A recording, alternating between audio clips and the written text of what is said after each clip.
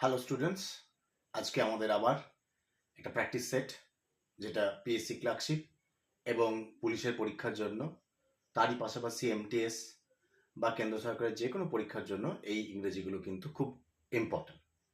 চলো দেখা যাক। দেখো প্রথমটা কি দিয়েছি। প্রথমটা দিয়েছি a leopard can not change its dash. A leopard can not change it dash. অপশনে দিয়েছি টিথ, ক্লজ, স্পট।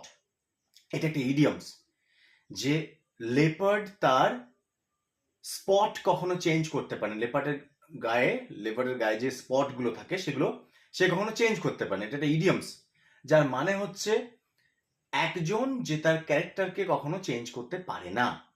তাহলে a leopard can not change its spot, এটা হচ্ছে রাইট আনসার। এর পরেরটা দেখো, I have to desire dash fame. I have to desire dash fame. আমি ইচ্ছা প্রকাশ করব, আমি ডিজায়ার করব। অ্যাপ্রোপ্রিয়েট প্রিপোজিশন বসাতে বলেছে। আই হ্যাভ টু ডিজায়ার, আমাকে ডিজায়ার করতে হবে, ইচ্ছা করতে হবে কিসের জন্য? ফেম, খ্যাতির জন্য। তাহলে ডিজায়ার ফর, ফিক্সড প্রিপোজিশনের মধ্যে এগুলো পড়ে। তাহলে I have to desire for fame. Next দেখো, nobody should boast dash is learning. কারো উচিত নয় তার জ্ঞানের উপরে অহংকার করা। বোস্ট মানে হলো অহংকার করা, ঠিক আছে? তাহলে বোস্ট অফ হয়, এটা একটা ফিক্সড প্রিপোজিশনের কোশ্চেন। তাহলে nobody should boast of his learning. কারো উচিত নয় নিজের জ্ঞানের উপর অহংকার বোধ করা। Next, a disease affecting many peoples at the same time and place.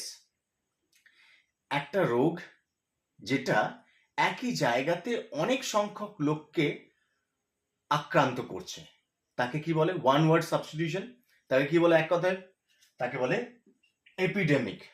একটা রোগ, যে রোগটা একটা বৃহত্তর এরিয়ায় ছড়িয়ে গেছে এবং বৃহত্তর লোককে এফেক্ট করছে, ক্ষতিগ্রস্ত করছে, আক্রমণ করছে, তাকে বলা হয় এপিডেমিক, মহামারী।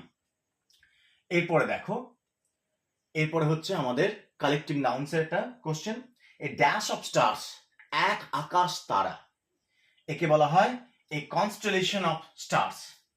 এ কনস্টেলেশন অফ স্টার্স বা এ গ্যালাক্সি অফ স্টার্স, এক আকাশ তারা, ঠিক আছে?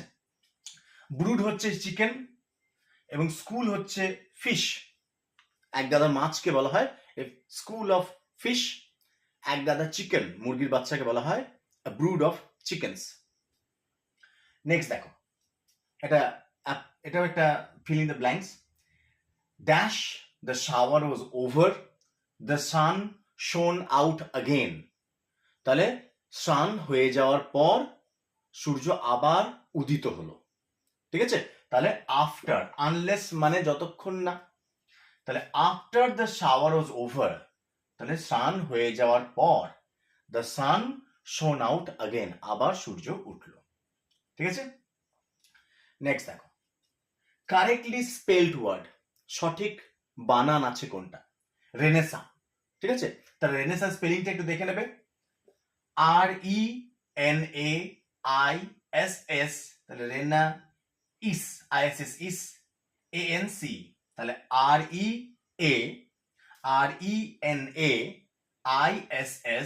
RENAISSANC, Renaissance. রেনেসা নবজাগরণ যেটাকে আমরা বলি, তো তার স্পেলিংটা কিন্তু এটা খুব ইম্পর্টেন্ট, একটা মনে রাখবে।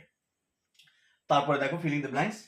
দেয়ার are dash in the classroom but only one teacher.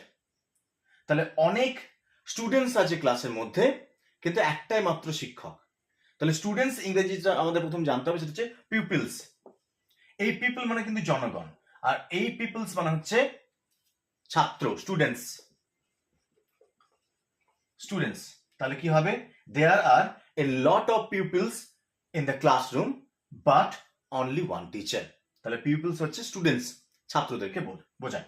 তাহলে এটা হবে উত্তর, এ লট অফ পিপলস। তাহলে there are lot of people in the class but only one teacher, ঠিক আছে? Thank you.